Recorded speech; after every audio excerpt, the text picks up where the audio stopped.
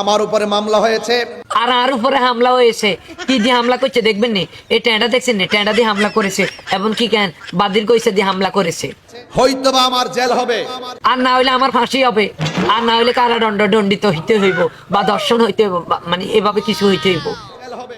আহলে সুন্নাত ওয়াল জামাতের সবাই যদি ঐক্যবদ্ধ থাকেন, এলো আর নামে হামলা হইব, আর নামে মামলা হইব, আর জেল হইব, হাসি হইব, কত ধরনের কত মামলা হামলা হইব। কি কিছু কথা বুঝিনা? আপনারা যদি ঐক্যবদ্ধই থান।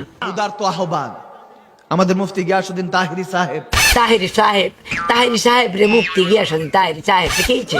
এই দেশের জন্য নিয়ামত আল্লামা গিয়াসউদ্দিন আত-তাহিরি। কথা বলুন ঠিক কিনা? হ্যাঁ ঠিক। হিগার নাম যদি আল্লামা গিয়াসউদ্দিন তাহিরি হয়, এলে আঙ্গর নাম কিটা? আঙ্গর নাম যদি শুধু পিয়াস করি। হ্যাঁ, যে কোরআনের কথা এতদিন সরকারের পাঁচ চাটে, যারা পাঁচ চাটে কথা বলেছে, আজকে পুলিশ ধরতে আসছে, সে একদিকে পুলিশ ধরতে আসছে, সেই তাহিরি আরেক দিক দিয়ে পালাইছে। তাসলিম ভাই হেতে যদি কেন না হালা হেলো কেন হেতের তো কেন সেন্টারের কেন মানে বেশি দুনুগারে কেন যে কোনো মুহূর্তে পুলিশে আউট করে দিতে পারে।